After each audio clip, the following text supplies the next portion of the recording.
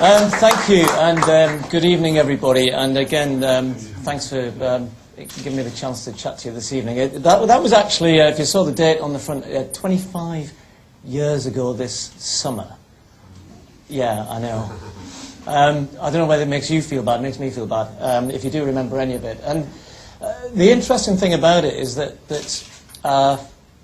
yellow vest was my Jarrow club vest. That's where I come from, Jarrow in the northeast of England. And I grew up there in the 70s. And I think, you know, sports people often give across this aura that somehow their destiny was preordained, that, you know, you're always going to be this wonderful, you know, world-beating athlete or golfer or tennis player, that you had this supreme talent that was recognized at a very young age, and, you know, it was just a case of when it was going to happen, not if. And a lot of my career, even up to that point, I almost believed that crap, to be honest. You know, that it was, you know, that somehow it was just a bit easy. It felt easy, and all top-level kind of performers have this. You develop a kind of a view of yourself which is a bit inflated in terms of your ability to go on and eventually break a world record. And if you'd interviewed me at 13, 14, I would have sounded like a real pretentious little so-and-so if I'd said, yeah, I like running, and one day I'm going to be the fastest guy in the world to run a mile. And what I've learned in years since I've finished, and it's been a good few years now since I've finished and gone on to do other things, and as JJ's alluded to, you know, I wear lots of different hats these days, including broadcasting with the BBC, which I've been doing for about 12 years now. It was only when I got towards the end of my career that I started to realise and understand a little bit more about myself and why I'd been successful, and hanging around the Seb Coes and the Steve Ovettes and the Daley Thompsons, and then as years went by, Colin Jackson, Jonathan Edwards, Steve Backley, Denise Lewis, Sally Gunnell, you know, and just keep tripping off names of people who've been incredibly successful. And then once I moved out of athletics, you know, hanging around our other Olympians, and what you started to see, what I started to see, was this idea that success is not an accident. And that's really one of the subjects that I like to talk about. And I know that, particularly if you're from the corporate world, that people from sport are meant to come along and sometimes, you know, somehow motivate everybody to go out and make millions of pounds for themselves or for their companies. And it doesn't work like that. You know, I don't make claims to do that. What I do is actually try and pick out the reasons why I think I was successful, what I learned about myself, what I've then learned in the ensuing years about other people I've hung around with. And to be fair, what we've then done, and what I've had quite a major role in changing the face of British sport. And one of the other hats I wear, I'm chairman of what's called the English Institute of Sport. And the English Institute of Sport is part of our whole lottery-funded programme, which has been in place since 1997. Let me say, I'm not going to get political about it, but I would say one of the good things that happened under the previous government was what happened in sport, particularly high-performance sport. And that idea that it's not an accident, that actually talent is just a little bit of the formula that makes up these, you know, great icons of sport, and therefore we become these kind of talisman, if you like, that are held up as examples of that's how you become successful in life.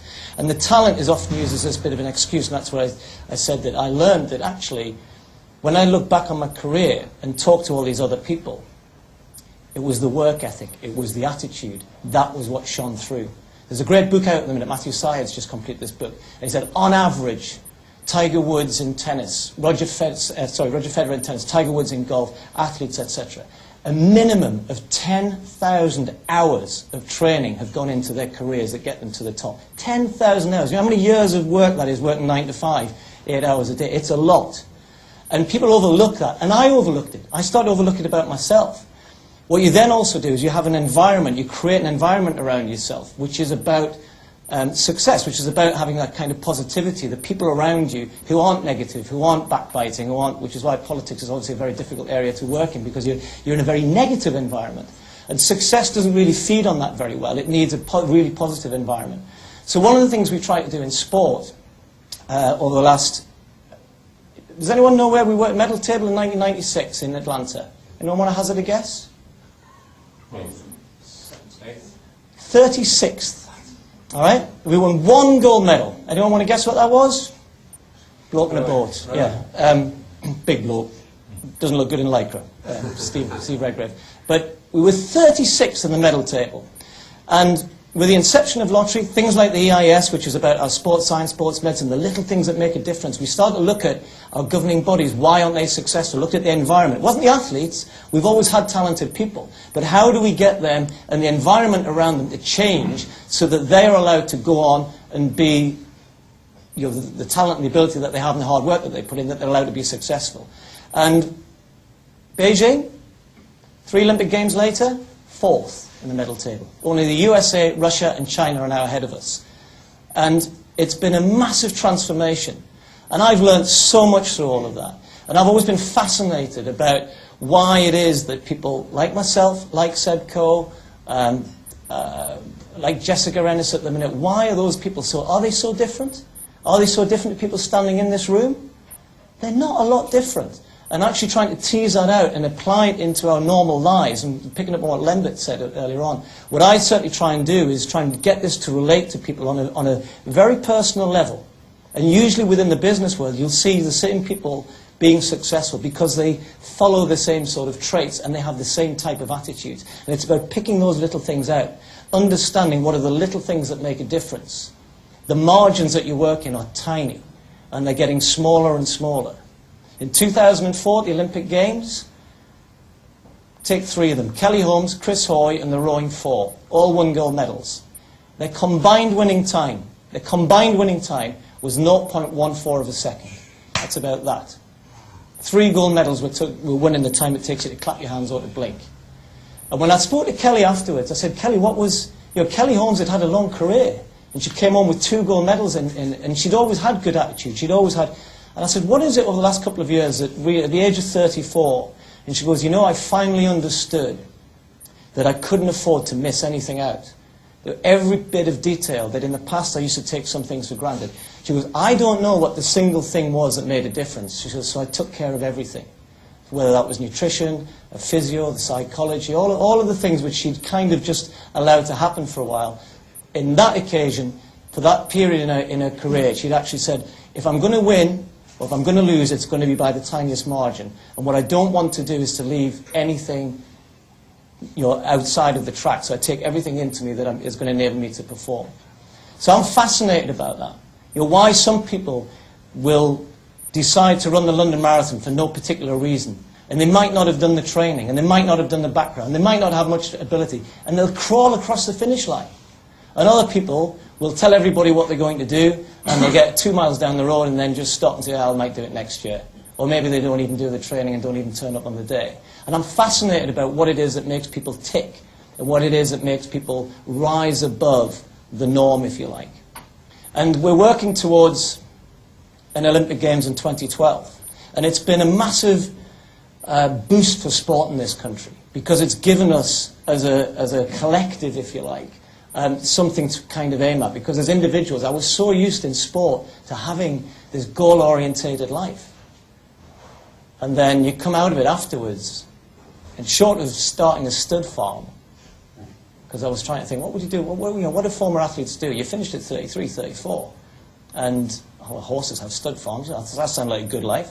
There wasn't much market for it at the time, but you kind of go right, and but the idea that then, okay, well, hang on, that's what I was, and if you move on to other parts of your life and do different things, the same principles apply. And I don't care what anyone says, and if I'll argue with anybody and stand up and actually sit down with you and go through how I conduct my life now.